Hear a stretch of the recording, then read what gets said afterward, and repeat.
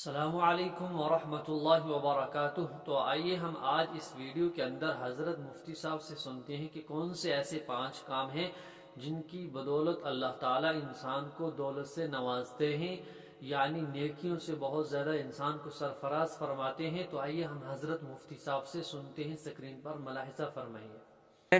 جو اللہ کے بندوں پر فرض ہیں خالصتاً کس کے لیے؟ اللہ کے۔ نمبر 1 نماز۔ آپ مجھے بتاؤ نماز جیسی عبادت آپ کو دنیا میں کسی مذہب میں نظر آتی ہے کیا؟ جس میں آپ دانت صاف کریں، لباس کو پاک کریں، ٹائمنگ بھی کتنی بہترین، صبح صبح آپ اٹھیں۔ جس بہانے مسلمان کو صبح اٹھنا پڑتا ہے، میڈیکلی دیکھا جائے کوئی انگلی اٹھا سکتا ہے اس کے اوپر؟ نماز کا ٹائم ایسا رکھا ہے جو میڈیکلی انسان کی صحت سے میچ، بولو نا، نہیں کرتا۔ کیونکہ کوئی کہہ سکتا ہے، بلکہ ڈاکٹر سے پوچھیں گے یار سب سے بہترین ٹائم صبح اٹھنے کا کون سا ہے؟ صبح کا ٹائم، اور تہجد میں اٹھے تو اور اچھا ہے۔ اسلام نے اگر رات کو 2 بجے یا 2:30 بجے نماز رکھی ہوتی، بہت سے ڈاکٹروں کو اشکال ہو سکتا تھا، بھئی یہ ٹائم ایسا رکھا ہے تو گہری نیند کا ٹائم ہے، تو صحتیں برباد اسی وجہ سے ہو رہی ہے کہ تم نماز پڑھتے ہو۔ ٹائم ایسا رکھا گیا ہے جو ہماری نیچر اور فطرت سے میچ کر، طریقہ ایسا رکھا گیا ہے، وضو کرو، دانت صاف کرو، طہارت حاصل کرو، یہ غسل، تو یہ تمام جو پورا پروسیس ہے، اس سے بہتر پروسیس عبادت کا کوئی لا سکتا نہیں ہے۔ سمجھ میں آ رہی بات کہ نہیں یار؟ دوسرا حکم دیا نماز کے بعد زکوٰۃ کا، ہے یہ مخلوق کے لیے، لیکن اس کو حق کس کا قرار دیا گیا ہے؟ اللہ کا۔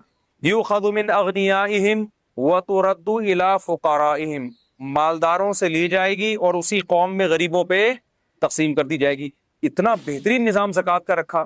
ٹیکس کا نظام اور زکوٰۃ کو ذرا آپ کمپیئر کریں، ٹیکس ہر چیز پہ گورنمنٹ لیتی ہے، اللہ میاں جو ہم سے زکوٰۃ کے نام پہ ٹیکس لیتے ہیں، نہ غریبوں سے تو ہے ہی نہیں، غریبوں سے وہ ٹیکس بولو نہیں لیے، درمیانے طبقے سے بھی نہیں ہے۔ 3 قسم کے طبقے ہیں اسلام میں، ایک مالدار جن سے زکوٰۃ لی جاتی ہے، دوسرا غریب جن کو زکوٰۃ دی جاتی ہے، تیسرا درمیانی طبقہ کہ نہ لی جائے گی اور نہ ان کو دی جائے، نہ یہ غریبوں کی کیٹیگری میں آتے ہیں کہ زکوٰۃ لے لے، اور نہ اتنے مالدار ہیں کہ ان سے زکوٰۃ لی جائے۔ پھر جن مالداروں سے لی جاتی ہے اس میں کتنی آسانی رکھتی، اس مال میں لی جاتی ہے جو بڑھنے والے اموال ہیں، آپ کے استعمال کی چیزوں پہ زکوٰۃ، کیونکہ گاڑی ایسے نہیں ہے 1 سے 2 ہو جائے گی، گھر ایسا نہیں ہے آپ رہ رہے ہیں تو 1 سے 2 ہو جائے، تجارتی مال پہ جو بیچنے کے لیے خریدا ہو، جو چیزیں بیچنے کے لیے خریدی جاتی ہیں وہ 1 سے 2، 2 سے 4، 4 سے 8، تو اللہ نے کہا ان میں گروتھ ہے، لہذا ان میں سال میں صرف 1 دفعہ 2.5% تم نے میرا حق مجھے دینا ہے، اور دینا کس کو ہے؟ غریبوں پہ خرچ کر دینا۔ تو آپ بتاؤ اس سے زیادہ بہترین کوئی نظام، مالیات کا نظام ہو سکتا ہے کیا؟ کوئی نظام نہیں ہو سکتا۔ تیسرا اللہ نے کیا حکم دیا؟ صوم رمضان۔ پہلا جو تھا وہ تو توحید ہے، جو 5 ارکان میں سے، کہ اللہ کے ساتھ کسی کو شریک نہ کیا جائے، کیونکہ دنیا میں کوئی ریاست ایسی ریاست نہیں ہے جو کہے کہ آپ ہماری اسٹیٹ میں رہ کے 2 ریاستوں کے قائل ہوں۔ تو پہلی تو ابتدائی توحید سے ہوتی ہے نا، کہ جب ایک ہے تو خدا کیا ہے؟ بس ایک ہی ہے، اسی کی مان کے چلنا ہے۔ چوتھا حکم اسلام نے دیا ہے رمضان کا۔ چوتھا حکم کیا دیا ہے؟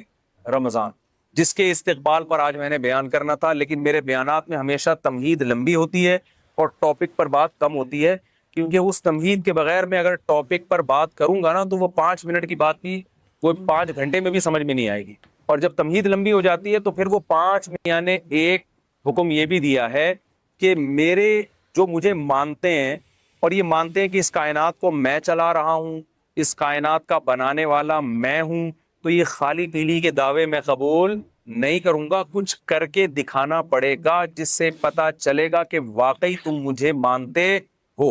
آپ جب کسی سے محبت کا دعویٰ کریں تو فری پھوکٹ کے دعوے آج کل چلتے ہیں۔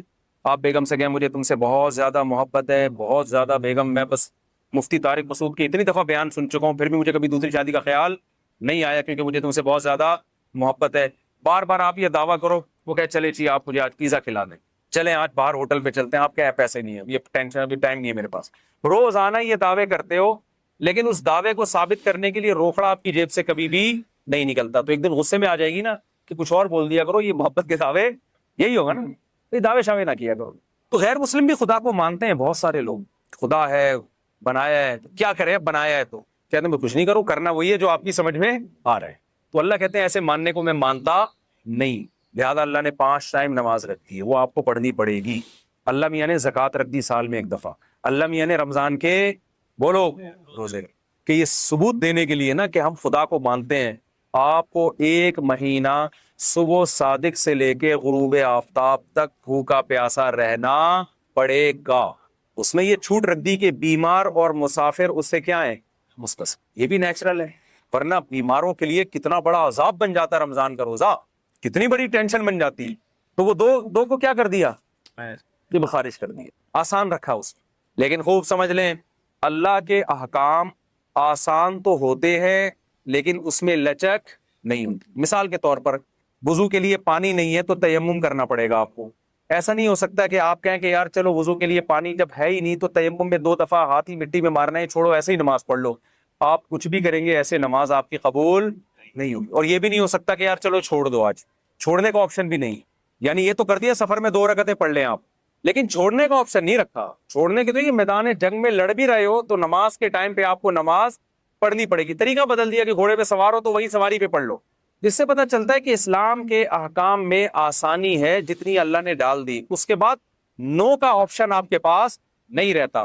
ہمارے ہاں بہت سے لوگ رمضان میں یہ کرتے ہیں کہ جی چونکہ اللہ نے مسافروں کو چھوٹ دے دی ہے، بیماروں کو چھوٹ دے دی ہے، اس سے خود یہ نتیجہ نکالنے لگتے ہیں اس کا مطلب اللہ بڑا غفور رحیم ہے، کوئی ٹینشن ہو تو چھوڑ سکتے ہیں آپ۔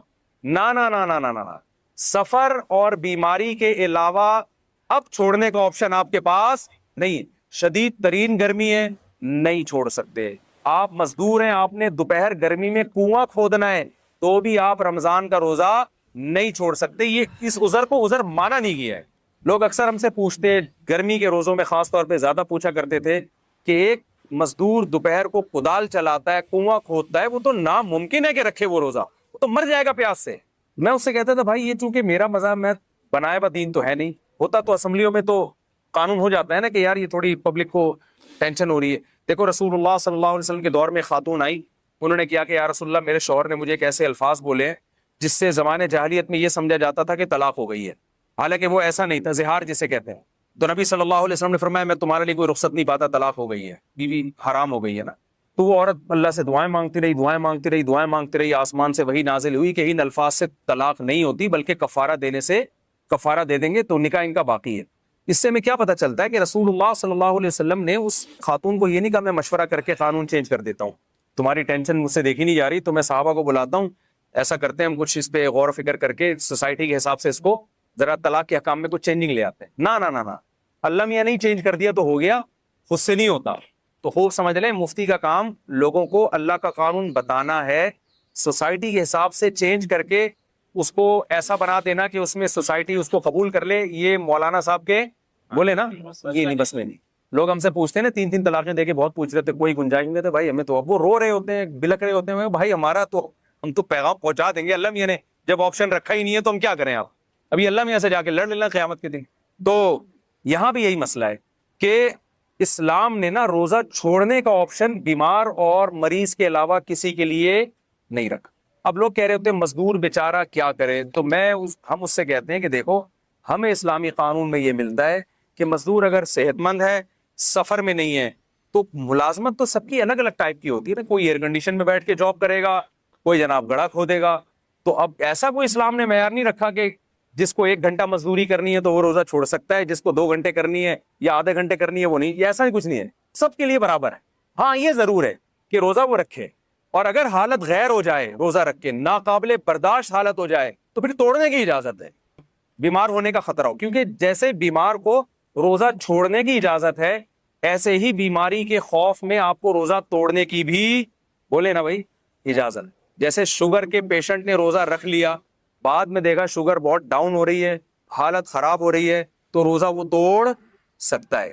تو اب یہ شوگر کے ساتھ خاص نہیں ہے، مزدور کو اگر یہ خطرہ ہو گیا کہ مجھے پیاس اور اتنی زیادہ لگ رہی ہے کہ میں نے اگر روزہ نہیں توڑا تو میں بے ہوش ہو جاؤں گا یا خدا نخواستہ مر جاؤں گا یا میرے شوگر لیول ڈاؤن ہوگا جس سے کوئی بھی بیماری ہونے کا خطرہ ہے، تو جب اس کا یہ خیال اور غالب گمان ہو کہ ایسا ہو جائے گا تو ایسی کنڈیشن میں اسلام اس کو روزہ توڑنے کی اجازت دیتا ہے۔ تو علماء کہتے ہیں جو کوئلے کی کان میں کام کرتے ہیں نا، روزانہ روزہ رکھیں گے اور روزانہ حالت غیر ہونے پر روزہ توڑیں گے، کیونکہ چھوڑنے کی دلیل نہیں ہے، توڑنے کی ہے۔ بہت مشکل ہے بات سمجھانا، میرا خیال نہیں آ رہی سمجھ میں۔ ہمارے غامدی صاحب نے تو فتویٰ دے دیا کہ کل آپ کا پیپر ہے تو بھی آپ روزہ چھوڑ سکتے ہیں۔ تو میں مقصد غامدی صاحب پہ رد کرنا نہیں ہے، مقصد یہ کہ اس قسم کے بھی اسکالرز مارکیٹ میں آ رہے ہیں، تو یہ قانون کو آپ اسلام کے چینج نہیں کر سکتے، جیسا ہے ویسا ہی رہنے دینا پڑے گا آپ۔ تو آپ کے پاس گرمی کی شدت کی وجہ سے، جاب کی وجہ سے، پڑھائی کی وجہ سے، پیپر کی وجہ سے روزہ چھوڑنے کا آپشن نہیں ہے، اور توڑنے کا بھی پیپر کی وجہ سے نہیں ہے، توڑنے کا بیماری کی وجہ سے ہے۔ سمجھ میں آ رہی بات کی نہیں آ رہی؟ تو اب مجھے ایک بات بتاؤ، جلدی سے بات کو ختم کرتا ہوں میں، کہ اللہ میاں نے یہ جو رمضان کا ہمیں دیا ہے نا، یہ بھی بڑا خاندانی حکم ہے۔ یہ بھی لگتا ہے کہ یہ اللہ ہی کا بنایا ہوا قانون ہے، کسی انسان کا بنایا ہوا قانون نہیں ہو سکتا۔ ایک دور تک ہم سنتے رہے، میں بچپن میں ڈاکٹروں سے سنا کرتا تھا کہ ہمیں ہر تھوڑی تھوڑی دیر میں نا کچھ کھانا چاہیے، ایک دم پیٹ بھر کے نہیں کھانا چاہیے۔ مجھے شروع سے یہ بات میری کھوپڑی میں نہیں آتی تھی، یہ نیچر کے خلاف ہے۔ ایک ڈاکٹر صاحب کے پاس گئے، میرا پیٹ خراب ہے، انہوں نے کہا، ڈاکٹر صاحب نے کہا کہ دیکھیں تھوڑا سا کھائیں دھونے والے، پھر آدھے گھنٹے بعد پھر تھوڑا سا کھائیں، 2 یا 3 جتنے افورڈ کر سکیں، پھر تھوڑا کھائیں۔ میں نے کہا ڈاکٹر صاحب ہماری بکری کو تو میں نے اس اسٹائل میں دیکھا ہے، کبھی کسی انسان کو میں نے اس طرح کھاتا ہوا نہیں۔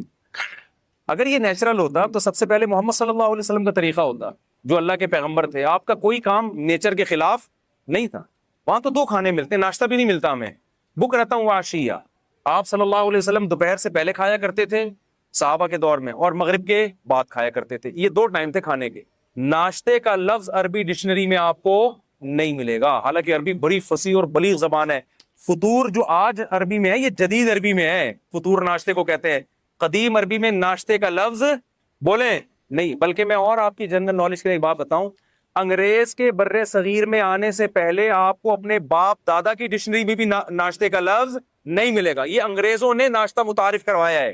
سمجھ میں آ رہی ہے بات کہ نہیں آ رہی؟ تو یہ تھا ہی نہیں، یہ مسلمانوں میں آیا گوروں کے آنے کے بعد ہے۔ چائے بھی، سگریٹ بھی، گٹکے بھی، پان بھی، یہ ساری چیزیں یہ انگریزوں کے آنے کے بعد آئی ہیں، ورنہ مسلمان کلچر ان تمام چیزوں سے کیا تھا؟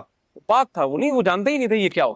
تو چائے پیئے نہ، میں بھی پیتا ہوں، میں یہ نہیں کہ چھوڑ دیں آپ، یا پیئے نہ پیئے وہ آپ کا ہیڈیک ہے۔ بتانے کا مقصد یہ کہ یہ ساری چیزیں یہ بعد میں آئی ہیں، یہ ہمارا کلچر نہیں ہے۔ تو ان میں ناشتہ بھی بعد میں آیا ہے۔ 2 ٹائم کا کھانا ہے۔ آپ سنا ہے ڈاکٹر یہی کہہ رہے ہیں کہ 2 ٹائم کھایا کرو، تمیز کا کھانا یہی ہوتا ہے 2 ٹائم کا۔ واللہ عالم، یہ ڈاکٹروں کی فیلڈ ہے کہ ڈاکٹر صاحب سے ہی پوچھیں آپ۔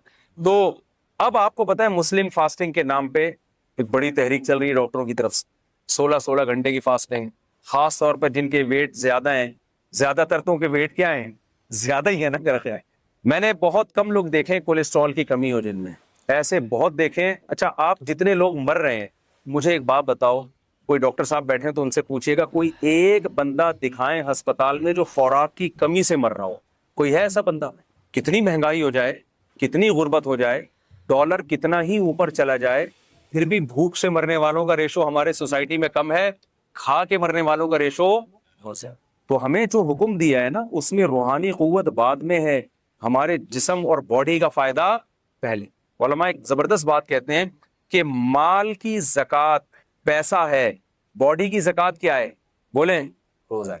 جیسے مال کی زکوٰۃ دینے سے حدیث میں آتا ہے کہ یہ میل کچیل ہے جو آپ کے مال سے نکل جاتا ہے، تو اسی طرح باڈی کی زکوٰۃ سے بھی آپ کی باڈی کا میل کچیل کیا ہوتا ہے؟ روزے کے ذریعے نکل جاتا ہے۔ یہ اللہ کی بہت بڑی ہم پر نعمت اور رحمت ہے، اور اس میں یہ تو جسمانی فائدہ ہے۔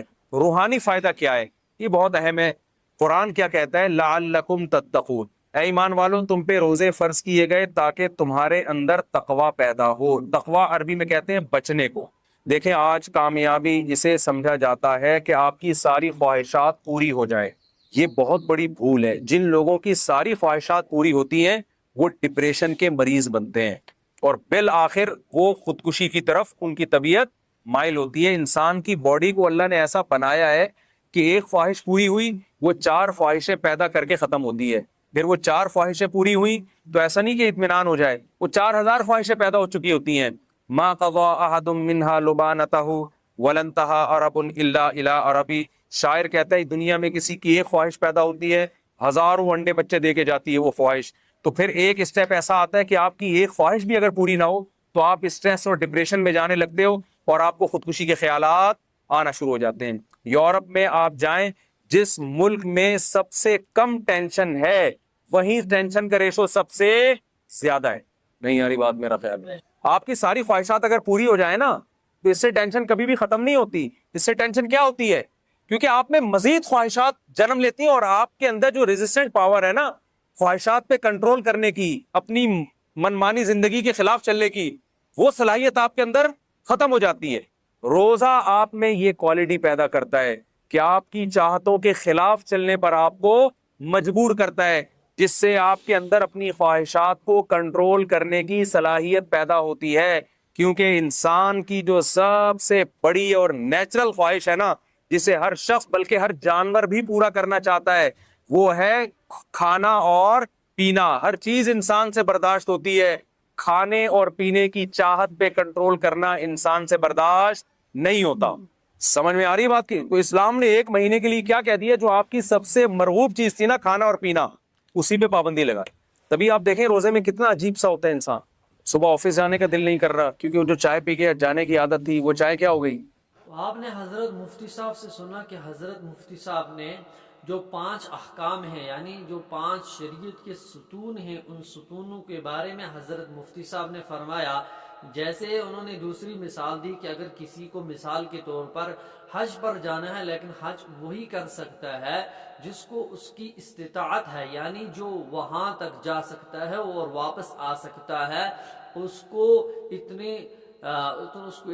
مال ہے کہ جس کی مال یعنی اتنی دولت ہے جس دولت کی بنا پر وہ یہاں سے جا کر اس بڑے فریضے کو انجام دے کر واپس آ سکتا ہے، وہ اسی پر فرض ہے، یعنی جس کو ہم حج کہتے ہیں۔ اور اسی طریقے سے جیسے رمضان ہے، یعنی روزے ہیں، اور روزہ دیکھیے ہر ایک کے اوپر کیا ہے؟